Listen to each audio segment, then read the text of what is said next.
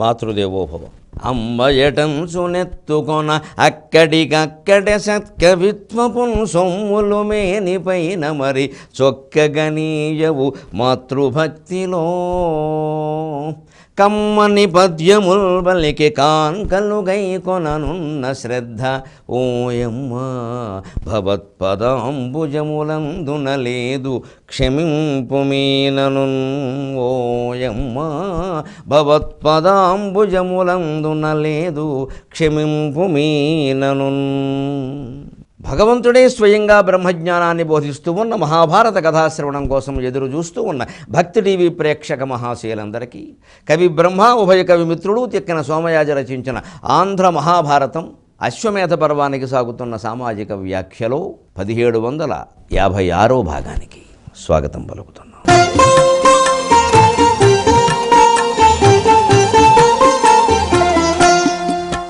నిరయ ప్రధాన పదార్థములెరుగుట పరిబోధమూలము. ఎరుకలకెల్లన్ గురువగునది మమ్ము గురువగును మమ్ము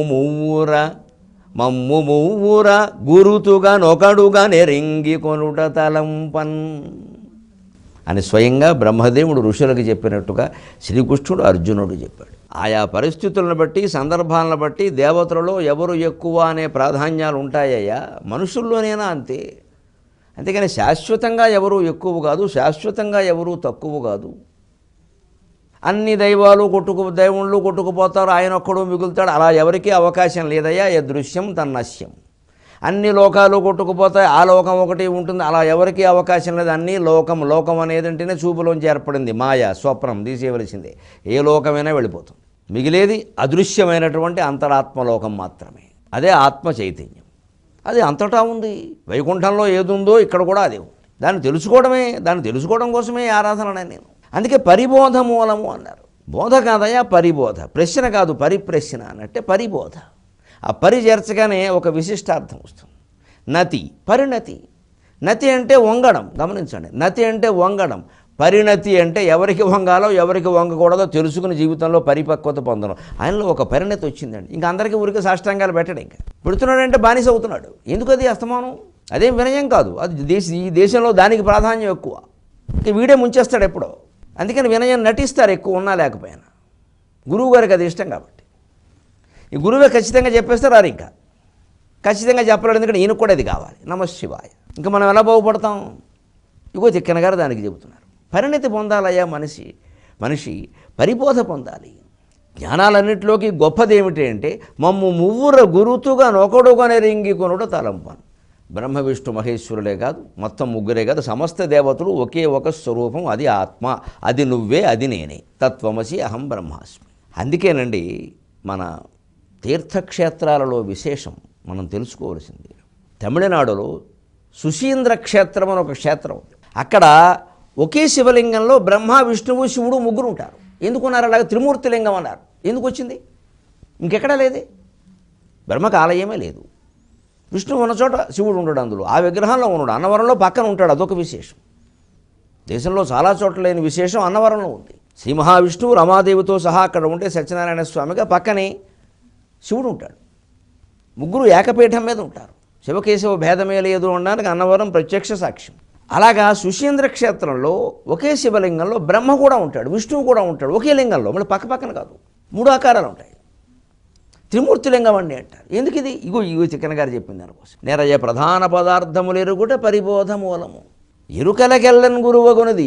ఎరుకల్లోకెల్లా గొప్పది ఏమిటి అంటే మమ్ము మువ్వుర ఒక గురుతుగా ఒకడుగా నెరింగి కొనుట తలం. మేము మువ్వురం కూడా ఒకటే తత్వం అని గ్రహించాడు. అది గ్రహించాడు కాబట్టి తిక్కన గారు భారతాన్ని తిరిగి అందుకున్నాడు చాలా ధైర్యంగా. ఎందుకంటే ఆయన అందుకోగలిగే పరిస్థితులు కాదండి. చక్కని మాట చెప్పగల సాహసి లేడు, ఒకవేళ చెప్పుచో దక్కదు జీవితము.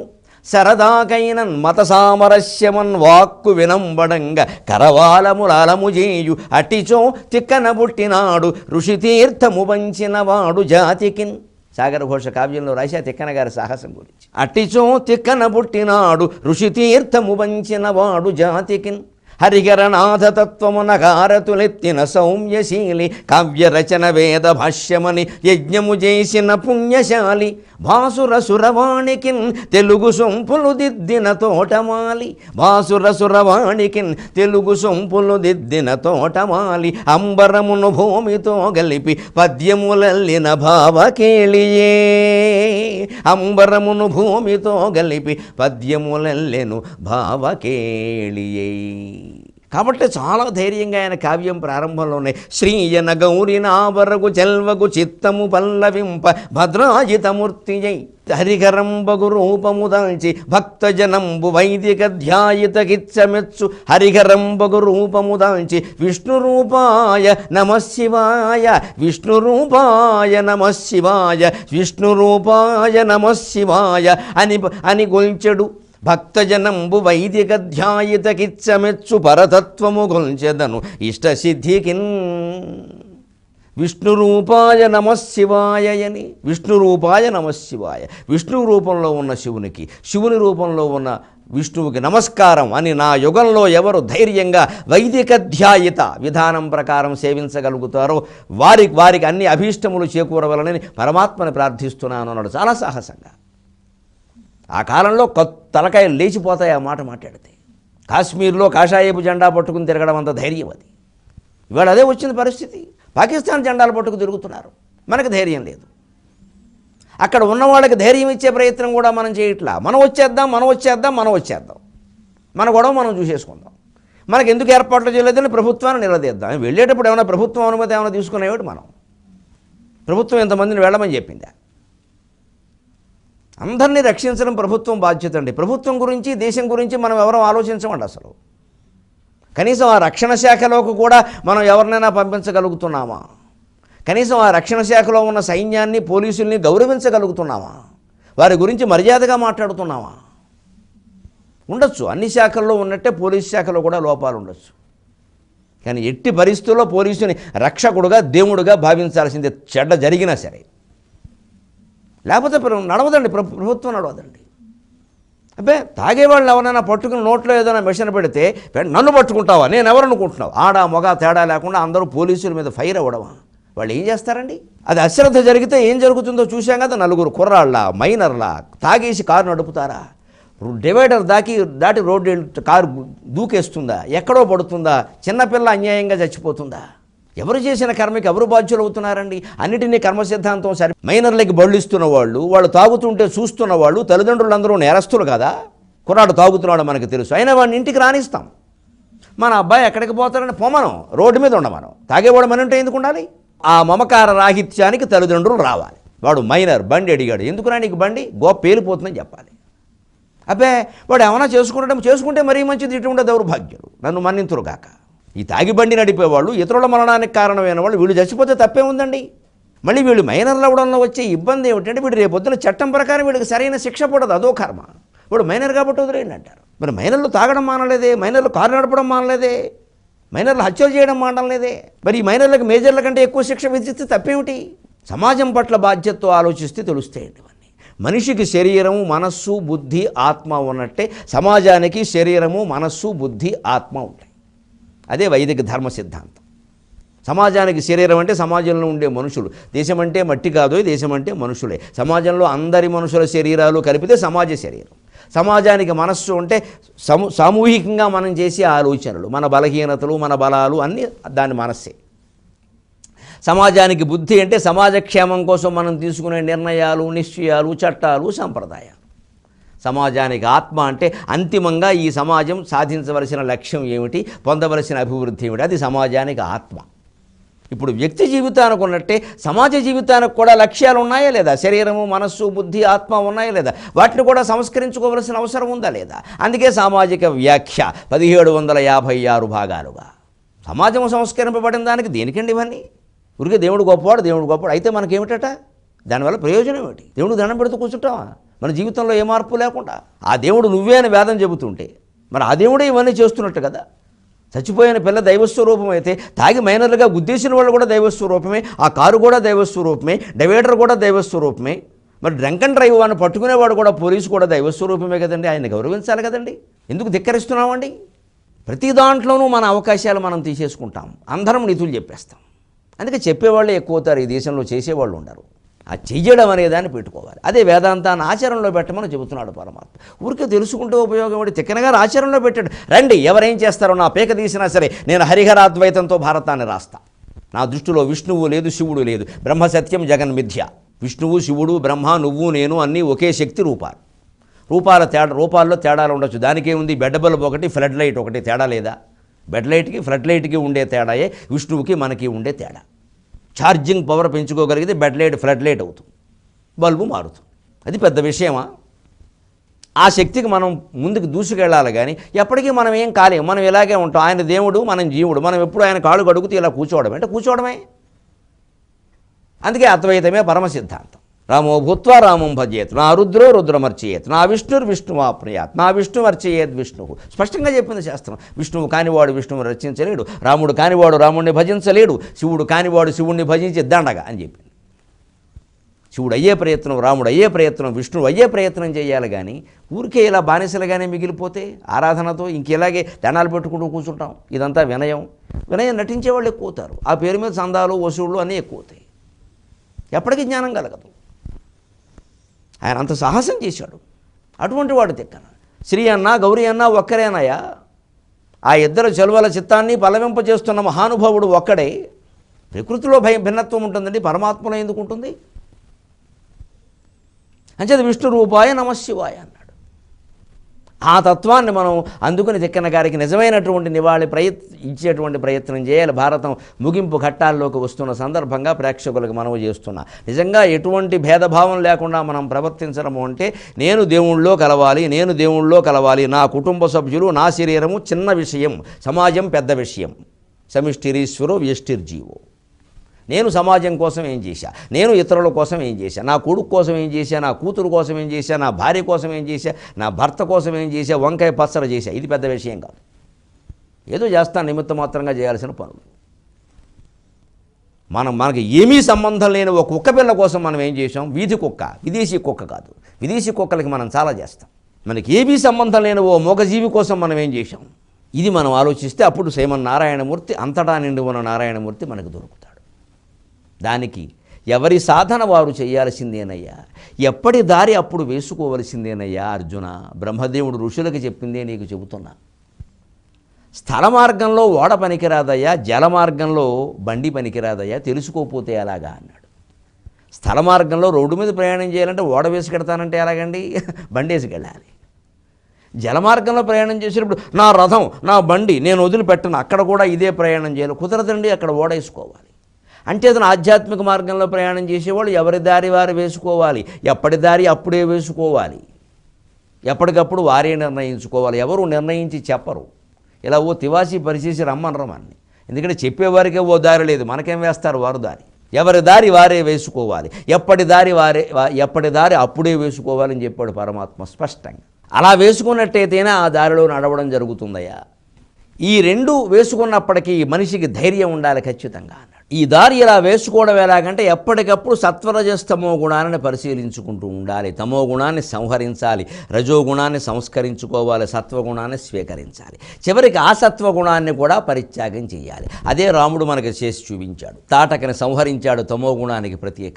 రజోగుణానికి ప్రత్యేకైన అహల్యను సంస్కరించాడు, సత్వగుణానికి ప్రత్యేకైన సీతని స్వీకరించాడు.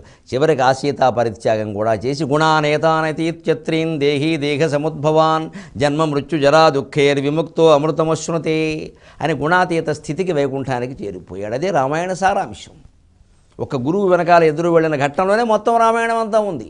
అదిగా ముగ్గురు స్త్రీలే. స్త్రీ సకారం, స్త్రీ అనే అక్షరం, సకారం సత్వగుణం, తకారం తమోగుణం, రకారం రజోగుణం, ఈకారం అమ్మవారి బీజాక్షరం ఐం హ్రీం శ్రీం. శక్తి స్వరూపం అర్థమైతే స్త్రీ అర్థమైతే ప్రపంచం. శరణిధి తరగల భంగిన్ పొరి పొరి నవ్యక్తమందు పుట్టునడంగున్ సురనర ధరణీ రుఖముఖ చరాచరానేక భూతజాలమునెల్లన్. ఏమిటో ఈ సృష్టి అని కొట్టుకుపోతారయ్యా. సముద్రం దగ్గర చూడవయ్యా, సముద్రంలో తరంగాలు ఇలా వస్తూ ఇలా వస్తూ ఇలా వస్తూ ఇలా పోతూ ఉంటాయి. అలాగే శరణిధి తరగల భంగిన్ పొరి పొరి అవ్యక్తమందు పుట్టు నడంగు. అవ్యక్తంలోంచి ఇవన్నీ వ్యక్తమవుతున్నాయి. అదే భగవద్గీతలో చెప్పినమాట. అవ్యక్తాదీని భూతాని వ్యక్తమధ్యాని భారత అవ్యక్త నిధనాన్యేవ తత్రకా పరిదేవన. అవ్యక్తం నుంచి ఇవన్నీ వ్యక్తమయ్యాయా, మళ్ళీ వెళ్ళి అవ్యక్తంలో కలిసిపోయి ఎందుకు ఏడుస్తావు, నువ్వు ఏడిచేవాడు, నువ్వు కూడా వ్యక్తమయ్యావు, రేపొద్దున పోతావు అన్నాడు ఆయన. ఈవేళ మొన్న ఒకడు మోస్తాడు పోతే, రేపు వాడిని ఇంకొకడు మోస్తాడు. మోయడానికి ఎవరు లేకపోయినా మోసేస్తారండి, ఎవరో ఒకరు తప్పదుగా వాసన వస్తుంది. ఇది గుర్తు చేసుకుంటే రోజు ఓసారి వైరాగ్యాలు వస్తాయి, రాకేమవుతాయి. ఇది శ్మశానంలో మాత్రమే గుర్తు చేసుకుంటాం మనం. ఇక్కడ అలా అనుకుంటాం, 2 నిమిషాలు ఆ మాటలు అనుకోవాలమ్మా, అనుకోవాలని చెప్పారు కాబట్టి అనుకుంటారు. వీళ్ళకి అనుకోవాలని లేదు, అది కూడా శాస్త్రం. మళ్ళీ ఆ శ్మశానంలో అలా ఉండమని గరుడ పురాణం చదవమని చెప్పారమ్మా, అది చెప్పారు కూడా చదువుతారు వీళ్ళు, తర్వాత వదిలేస్తారు దాన్ని.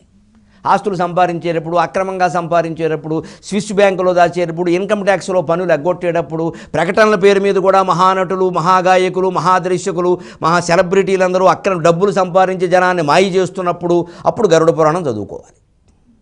ఇంత అవసరమా, ఇంత మాయ అవసరమా, వాడెవడో సబ్బుకు నేను ఎందుకు ప్రకటన ఇవ్వాలి, వాడెవడో భూమి అమ్మితే నేను ఎందుకు ఆ భూమి కొనమని చెప్పాలి, వాడెవరో రుద్రాక్షమాల మెళ్ళ వేస్తే నేనెందుకు అది మెళ్ళ వేసు కనపడాలి, నా కర్మ ఎందుకు కాలింది, రేపు పొద్దున్న ఇందులో మోసం జరిగితే ఎవరు బాధ్యులు అని ప్రకటనలు ఇచ్చే పెద్ద మనుషులందరూ కోట్లు సంపాదించే వాళ్ళు ఆలోచించుకుని గరుడ పురాణం చదివితే ఎంత బాగుంటుందండి. అబ్బాయి చదవరండి, అక్కడేమో కనకధారాస్తవం చదువుతారు. ఇంకా వచ్చే గరుడ పురాణం మీద సినిమా చూపించి మనకి చూపిస్తారు వీళ్ళు. అమాయక ప్రజలు ఇంకా అమాయకత్వంలో పడిపోవాలి, పెద్దవాళ్ళు సంపాదించుకోవాలి. అందుకే భారతదేశంలో కుబేరులు పెరిగారు, మీరు పత్రికల్లో చూసుకోండి. కుబేరులు పెరిగారు, లెక్క పెట్టట్లా. కుచేలూరు 10 పెరిగారు, ఆ విషయం లెక్క పెట్టట్లా. ఎందుకంటే కుబేరులు కుచేలుని ఇంకా కుచేలుని చేస్తున్నారు. ఇదే జరుగుతున్నదండి. గరుడ పురాణం రోజు చదవాలి, రోజు గుర్తు చేసుకోవాలి మృత్యువుని, రోజు పాపాలకు ఫలితాలు ఏమిటో తెలుసుకోవాలి. పెద్దవాళ్ళే తెలుసుకోవాలి, బలహీనులు కాదు, బడుగు వర్గాలు కాదు, పెద్దవాళ్ళు తెలుసుకోవాలి, ఉన్నత వర్గాల వాళ్ళు తెలుసుకోవాలి, అధికారులు తెలుసుకోవాలి, నాయకులు తెలుసుకోవాలి. గరుడ పురాణం బుద్ధి రావాల్సింది వాళ్ళకి. వీరేం చేస్తారండి అమాయకులు పాపం. మునగమంటే మునుగుతారు, తేలమంటే తేలుతారు, వాళ్ళకేం తెలుసునండి. వాళ్ళకి చెప్తాం మనం అన్నీ చదవమని. చదవాల్సింది వీళ్ళు. మొత్తం దేశంలో అవినీతికి మూలకందాలైన వాళ్ళందరూ గరుడ పురాణం చదివితే 10 రోజుల్లోనూ దేశం బాగుపడుతుంది. అందుకని సముద్రంలో తరంగాలు పుట్టినట్టే, నీళ్లలోంచి అలా బుడగలు పుడుతున్నట్టే ఇవన్నీ శూర నర ధరణి రుఖముఖ చరాచర అనేక భూతజాలములను, దేవతలు, మానవులు, చెట్లు, పుట్టలు అన్నీ అలాగే పుడుతున్నాయి పోతున్నాయి. ఏముంది ఇందులో? దీని గురించి అంత తాపత్రయం ఉంది. అలాగే నువ్వు కూడా పుట్టావు పోతావు. తెలుసుకోవాల్సిన పదార్థాన్ని తెలుసుకోవాలి, కానీ దీని మీదే దృష్టి పెట్టుకుని బాధపడుతూ ఉంటే ఎలాగా? అంచేత కర్మ మార్గంలో వెళ్ళినట్టయితే షోడశ వికారమూర్తిని దర్శించగలుగుతాం, జ్ఞాన మార్గంలో వెళ్ళినట్లయితే అంతరాత్మని పొందగలుగుతాం. ఏది కావాలో తెలుసుకోవాలి. షోడశ వికారమూర్తి కర్మ రూపకంగా వచ్చేటువంటి దైవ రూపం షోడశ వికారాలు, 16 రకాల రూపాలు, లక్షణాలు ఉంటాయి. వికారం అంటే అది ఏదో వాంతి కాదు, ఇక్కడ 16 రకాల లక్షణాలు. అందుకే మనకి దేవుడికి షోడశోపచార పూజ చేస్తాం. ఆ షోడశ వికారమూర్తిని తెలుసుకోవాలి కాబట్టి కర్మలలో షోడశ సంస్కారాలు ఉన్నాయి. ఆ బంధాలన్నీ వదులుకోవాలి కాబట్టి పోయిన తర్వాత చేసే దానాలు కూడా షోడశ మహాదానాలు. భూదానం చేసాం, భూమి మీద కాంక్ష వదిలేయాలి, ఆ భూమి మీద కాదు, ఇంకా ఏ భూమి మంది కాదు. గృహదానం చేసాం, గృహం మీద కాంక్ష వదిలేయాలి, ఇంకా మళ్ళీ గృహంలోకి రావద్దు. బంగారం దానం చేసాం, బంగారం మీద కాంక్ష వదిలేయాలి, ఇంకా ఉన్నా ఒకటే పోయినా ఒకటే. గుంది పెట్టుకుంటాం, పోతే సంతోషిస్తాం, పెట్టుకోకల్లా అయిపోయింది. ఇంకా దాని గురించిన కాంక్ష అనవసరం, పెట్టేసుకున్నాగా. అందుకే ఉన్న ఆభరణాలు పెట్టేసుకుంటూ ఉంటే ఎవరన్నా కొట్టేసినా బెంగ ఉండదు. 10 ఏళ్ల పాటు పెట్టుకుంటున్నాం, ఇక నుంచి వాడు పెట్టుకుంటాడు, పోనీ ఈ వేలుకు ఉండేది ఆ వేలుకు ఉంటుంది, నష్టమేం లేదు. మొత్తం ఆ వేలైనా ఈ వేలైనా ఒకటేగా. అబ్బాయి ఇది కాదని, అమ్మో నాకు ఇచ్చిన ఉంగరం, అమ్మో ఇలా పట్టు కూర్చుంటాడు. ఉంగరం కోసం వాడు వేలు కోసేస్తాడు, నమశివాయ. ఉంగరం ఇచ్చేస్తే వేలు వదిలేస్తాడు.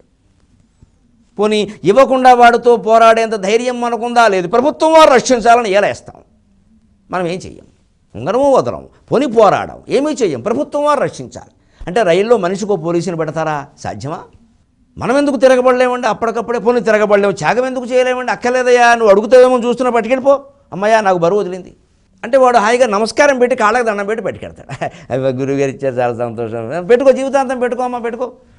వాడు గుండెల్లో మనం ఉన్నాం. ఈ ఉంగరం ఉంటే మన వేలుకుంది, మనం ఇప్పుడు ఉంగరం ఇచ్చేయడం ద్వారా వాడు గుండెల్లో ఉన్నాం. దయచేసి బడాయి అనుకోవద్దు, నేను కబుర్లు చెప్పడంలా నేను చేసి చెబుతున్నా. నాకు ఇప్పటికి బహుమతిగా వచ్చిన 25 ఉంగరాలు ఉన్నాయి, నా దగ్గర 5, 6 ఉన్నాయి. నా విద్యలో పైకి వస్తున్నటువంటి యువతరాన్ని ఎక్కడ నాకు కనపడితే అక్కడ ఇచ్చి పారేస్తున్నాను నేను. నా విద్యలో అవధాన విద్య కానీ, సాహిత్య విద్య కానీ, ఆధ్యాత్మిక విద్య కానీ, ఎవరైనా ఓ పద్యం చెప్పినా, ఒక ఉపన్యాసం ఇచ్చినా నాకు నచ్చితే మంచిదయ్యా ఇదిగో తీసుకో, అయిపోయింది, వెళ్ళిపోయింది, మన గొడవ వదిలిపోయింది. కానీ ఆశ్చర్యం ఏమిటంటే అమ్మవారిదే, నేను ఇలా ఇచ్చిన మర్నాడు నాకు ఇంకోటి వస్తుంది. ఇచ్చిన కొద్దీ వస్తుంది అనడానికి ఉదాహరణ. కానీ వస్తుందని మనం ఇవ్వాలి కాబట్టి ఇస్తాం.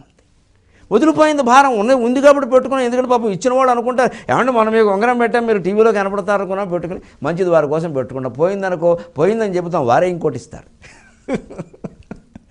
కాంక్ష మనకు అవసరం లేదండి, ఉన్నాయి కాబట్టి ధరిస్తాం, లేకపోతే వదిలేస్తాం. శరీరమే అంతా, ఇక మళ్ళీ ఆభరణాలు బట్టలు ఇదో పెద్ద విషయమా? అందుకని కర్మ మార్గం కాదయ్యా, జ్ఞాన మార్గం గొప్పది అని చెప్పి అప్పుడు అడిగాడు. మళ్ళీ అర్జునుడు మామూలే, ఒక్కసారి ఏమనుకోకు, బ్రహ్మదేవుడు ఋషులకు చెప్పాడయా, నేను నీకు చెబుతున్నా ఈ విషయం అంటే, ఒక్కసారి గురు శిష్య సంవాదం కింద జరిగిందని చెప్పావు కదా, గురువు ఎవరు శిష్యుడు ఎవరు అన్నాడు. మళ్ళీ అమాయక అర్జున, ఇదివరకు రాయిగా అడుగుతున్నావయ్యా, ఆ గురువు నేనే, శిష్యుడు నా మనస్సే అన్నాడు ఆయన. నీకు తత్వం చెప్పడం కోసం పుట్టించిన వ్యవహారం అయ్యా ఇదంతా, ఆ గురువు నేనే, శిష్యుడు నా మనస్సే. అందుకని ఒక్క మాట చెబుతున్నాను విను. విమలమున అచలమునగు తత్వము, విమలమున అచలమునగు తత్వము, ఏకభక్తి తత్పరముగా చేయుము. విమలమున అచలమునగు తత్వమునందు మనమునేకభక్తి తత్పరముగా చేయుము.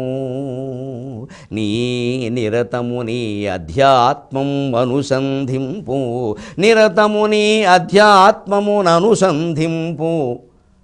పాశెదవు దురితములన్, నిరతము నీ అధ్యాత్మమును అనుసంధింపు. పాశెదవు దురితములన్. నిర్మలము అచలము అయినటువంటి తత్వం మీదే మనస్సు పెట్టవయ్యా. భౌతిక శరీరం మీద, దాని మానావమానాలు, జయాపజయాలు, లాభనష్టాలు, ఈ జీవితంలో ఉండే చిన్న చిన్న విషయాలు, వీటి గురించి ఆలోచించడం మానేవయ్యా. అహంకారాలు, మమకారాలు, కుటుంబ బంధాలు, ఉద్యోగ బంధాలు, వ్యాపార బంధాలు, వీటి గురించిన ఆలోచన తగ్గించి పూర్తిగా మనస్సుని పరమాత్మకు అంకితం చేయి. నీ అధ్యాత్మమునందు అధివసింపు. నీకు ఆత్మకి, మనస్సుకి మూలమైనటువంటి ఆత్మ మీద దృష్టి పెట్టు. పాశదవు దురితములను, ఏ పాపాలు నేనేం చేయలేవు, నీ మనస్సులో ఉంటే కదా అవి అని శ్రీకృష్ణుడు అర్జునుడికి చేస్తున్నటువంటి బ్రహ్మజ్ఞాన బోధని ముగించాడు. ఇది శ్రీమదోభయ కవిమిత్ర కొమ్మనామాత్య పుత్ర బుధారాధన విరాజి తిక్కన సోమయాజి ప్రణీతమైన శ్రీమదాంధ్ర మహాభారతమునందు అశ్వమేధ పర్వమునందు ద్వితీయాశ్వాసము సంపూర్ణము. మళ్ళీ 23:30 గంటల్లో కలుద్దాం. అంతవరకు తెలుగు ఎక్కువగా వాడదాం, నీళ్లు తక్కువగా వాడదాం. ఈ కార్యక్రమం